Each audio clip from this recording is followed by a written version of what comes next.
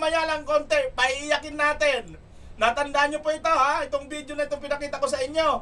Nako, dito po mga kababayan, sinasabi ko sa inyo, hindi po ito ano ha, hindi po ito etyos-etyos lang. May desisyon na po ang Korte Suprema. Korte Suprema po ito. Kaya ito po ang kanilang pagpapalakpakan. Ay, Mr. Tabing,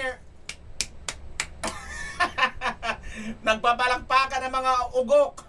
Pero dito sa bidyong ito, sinisigurado ko sa inyo, kasunod ng palakpak nila na yan, iyakan na naman mga kababayan. Sapagkat ito pong video na ito, nako. Ito po, ipapakita ko na sa inyo kaagad.